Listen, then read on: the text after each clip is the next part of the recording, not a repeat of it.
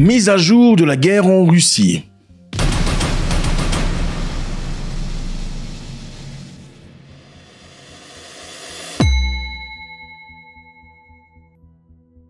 Les pays occidentaux ne sont pas préparés à une confrontation militaire prolongée avec un pays comme la Russie, car leurs stocks de missiles et de défense aérienne sont insuffisants pour un conflit de haute intensité, selon l'ambassadeur ukrainien à Londres et un ancien général-chef, Valery Zaluzhny. Un Ukrainien ambassadeur à Londres, général des armées, dit que l'Europe n'est pas prête à faire une guerre prolongée contre la Russie. Une petite guerre à court terme, comme un sprint peut-être oui, mais une guerre prolongée, l'Europe n'en a pas les capacités. A-t-il lui les capacités de dire cela? Absolument. Pourquoi? Parce que son pays est en guerre, son pays est premier bénéficiaire des armements européens. Donc il comprend tout à fait l'élément dont il parle. En octobre, plus de 1800 drones et missiles ont ciblé les réseaux énergétiques ukrainiens. En novembre, ce nombre a dépassé 3000. Les Russes sont en train de méticuleusement cibler les capacités énergétiques de l'Ukraine. L'objectif est de plonger l'Ukraine dans un noir total pendant l'hiver. Et comme vous pouvez bien vous imaginer, la guerre dans le noir et dans le froid, c'est absolument invivable.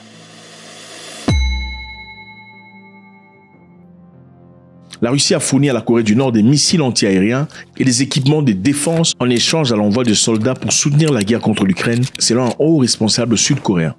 Donc les Sud-Coréens pensent que la raison pour laquelle, en tout cas l'une des raisons, de la présence des Nord-Coréens, c'est parce que la Russie a donné des systèmes anti-aériens, des systèmes avancés, pour leur capabiliser de contrer quelconque éventuelle attaque venant des États-Unis ou de l'Occident.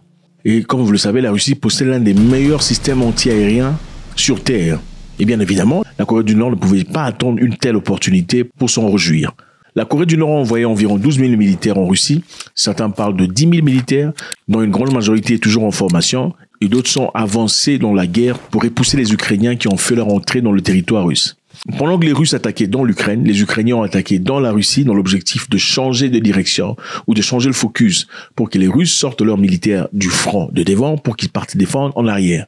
Et pour contrer cela, Vladimir Poutine a fait venir des militaires venant de la Corée du Nord pour se battre contre les Ukrainiens au derrière-plan. Mais la question qui est essentielle ici, c'est vrai que la Corée du Nord a beaucoup de militaires. Mais est-ce que ces militaires ont l'expérience de guerre? Qu'ont les militaires ukrainiens depuis quelques années de combat? Pour l'interrogation.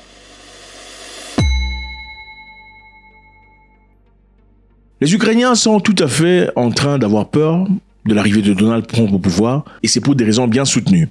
Compte tenu de la prévisibilité du président élu Donald Trump, les forces armées ukrainiennes se préparent au pire, a déclaré un éminent analyste militaire. Les Ukrainiens disent « Nous nous préparons au pire de cas lorsque Trump arrêtera tous les approvisionnements », d'après le lieutenant-général Igor Romanenko, chef adjoint des états-majors des armées ukrainiennes. Donc les Ukrainiens savent qu'à l'arrivée de Trump, les choses changeront drastiquement. Ça ne sera absolument plus comme avant. Parce que Donald Trump a été fervent combattant de la guerre en Ukraine. Et comme il l'a dit à plusieurs reprises, il estime que c'est commercial, bien que beaucoup de personnes trouvent la démarche de Zelensky tout à fait légale. Je pense que Zelensky est probablement le plus grand vendeur que tout politicien n'ait jamais été. Chaque fois qu'il vient dans notre pays, il repart avec 60 milliards de dollars. Et je l'aime bien, vous savez, lors de la première enquête au Congrès, il a été très bon. Il a dit non, le président ne m'a pas du tout menacé.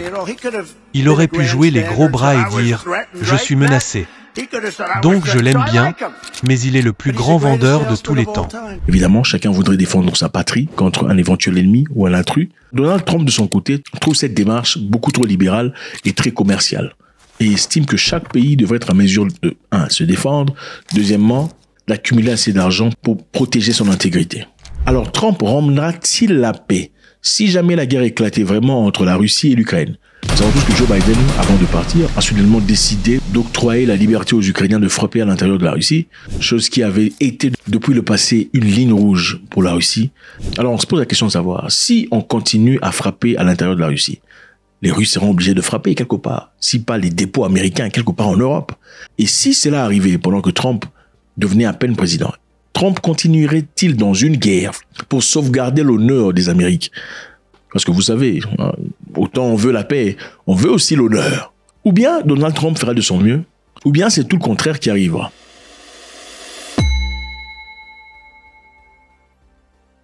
Pendant cette guerre, depuis un temps, l'avancée russe n'est malheureusement presque pas stoppable. On dit l'essentiel de l'avancée s'est déroulé dans une région du Donetsk, les forces russes poussant vers la ville de Pskov et vers la ville de Kourakov. La Russie a de plus en plus encerclé le territoire, puis a frappé les forces ukrainiennes avec de l'artillerie et des bombes planantes.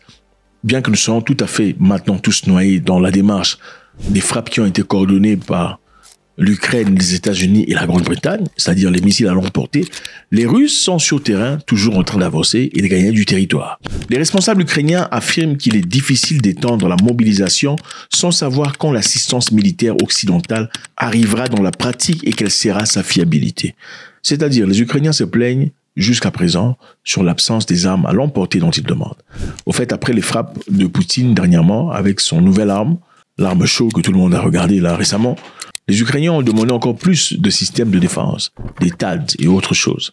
Ils pensent qu'avec une quarantaine de missiles, ils peuvent stopper un missile hypersonique. Donc, il faut quarantaine de missiles tirés à la fois pour faire tomber un missile hypersonique. En tout cas, celui qu'on a frappé là.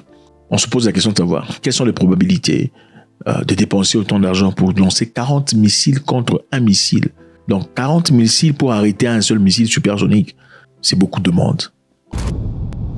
Et en attendant, nous savons aussi que l'Angleterre vient encore une fois de plus envoyer une douzaine de Storm Shadow, les missiles à longue portée dont ils ont autorisé l'utilisation par l'Ukraine dans la Russie. Alors, ils ont tiré quelques Storm Shadow, les Russes en ont abattu quelques-uns pendant que d'autres ont atteint l'objectif. Les Russes en réponse ont frappé dur avec leur nouvelle arme pour me démontrer combien ils sont puissants. Et après ça, qu'est-ce qui se passe? Les Anglais envoient encore d'autres Storm Shadow. Les Anglais envoient encore d'autres missiles. C'est-à-dire quoi? C'est-à-dire qu'ils veulent qu'on continue la guerre.